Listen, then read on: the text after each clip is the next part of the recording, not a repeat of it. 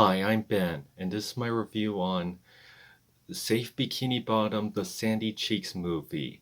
Yeah, now I know this movie is getting a lot of bad reviews, like it has a 3.9 or something on IMDb, and a lot of people are reviewing it very badly. Well, I'm just gonna review it on my own. I enjoyed the movie. It was alright. I think the effects might have been not that great, but it is maybe meant for made for TV. I don't know if it was going to get a theatrical release, but I heard it was leaked online a year ago for free online. I didn't watch it then, but I watched it on Netflix when it came out a few while later. But yeah, I thought it was alright. If you didn't like it, that's fine, but I thought it was okay.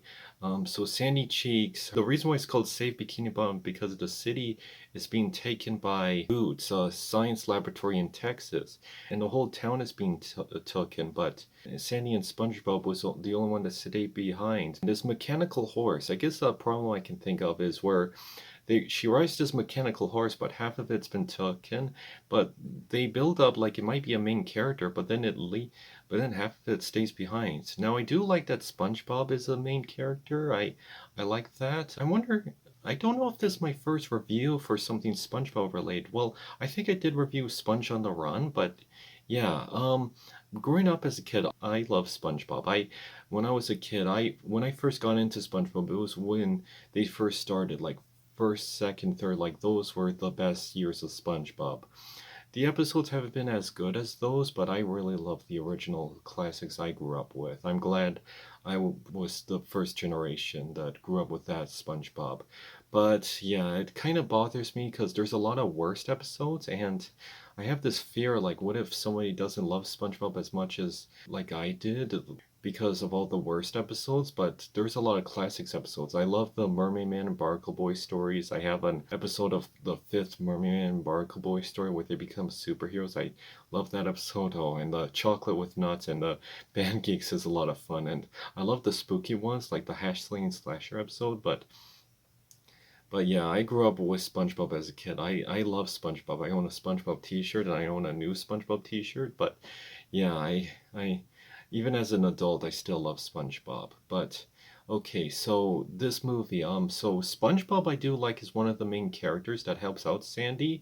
Any other movie would have just have him appear only once or not have him appear at all, and just like there's other spin-offs of other supporting characters that get their own spin-off version, but usually the other character is just the main character of the program is usually there at either one part of the series or just at or doesn't even make an appearance or but here I do like that SpongeBob helps Sandy and we get to see her family and the dad's voiced by Craig Robertson and the brother's voiced by Johnny Knoxville and they're like these circus performers, but Sandy loves science, so she went to underwater, and there's a whole message about family and your girl done good, and they sing the SpongeBob theme, but it's Sandy Cheeks, and they're like Sandy Cheeks, yo, Sandy Cheeks, and it's kind of funny. And the main villain is named Tsunami, yeah, Tsunami.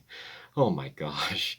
And it's revealed that she's a cyborg with just a head because she always wanted to cuddle sea life. Like, you know how people want to cuddle pets and dogs? She wanted to cuddle sea life, but she realized that's not how it works, and that's her main goal. She wants to kidnap all the sea life to try to use them as pets and sell them to children.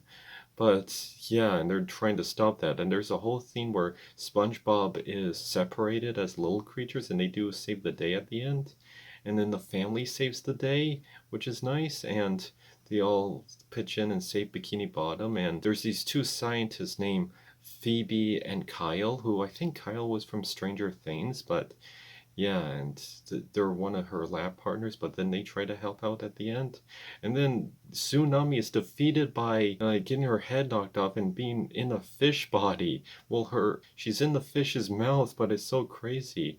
Well, I guess there's not much to talk about it, but yeah, they get Bikini back to the underwater sea, and then they save the day at the end, and then they do a circus performance, and they live happily ever after. I guess that's it for my review. I don't know what else is there to say about it, but yeah, it was an alright movie, I guess, for kids, but But yeah, if you think, but I watched it, I thought it was all right. It's not good. It's not as good as like the other SpongeBob movies, but because I'm really sentimental to like the original. Like I loved the first SpongeBob movie. I watched that a lot as a kid. I didn't see the other ones in theaters. Like Sponge on the Run was, well, COVID. And the other one, Sponge Out of Water movie, it came out in February of 2015, but around that time I just moved, and I don't know if we had a lot of money and we were doing something, so I couldn't see it right now. But anyways, that's my review on Save Bikini Bottom, a Sandy Cheeks movie. What did you thought? Did you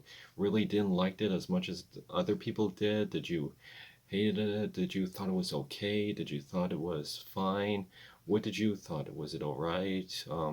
Well, leave your comments below, and that's my review for Safe Bikini Bottom, the Sandy Cheeks movie. I heard rumor has it that they might make a Plankton movie on Netflix. I don't know what's that, and the CGI, like this is a CGI, and I think this is supposed to connect to like Sponge on the Run, but and the Camp Coral series, but I don't really know, but I heard they're gonna do another SpongeBob movie in theaters about the Flying Dutchman, and I heard that Mark Hamill might do the voice, but well, we'll have to see. I hope I see that one in theaters. Like, I just want to see a SpongeBob movie in theaters. I haven't seen one in 20 years. I know some people might say, "Aren't you a little old for SpongeBob?"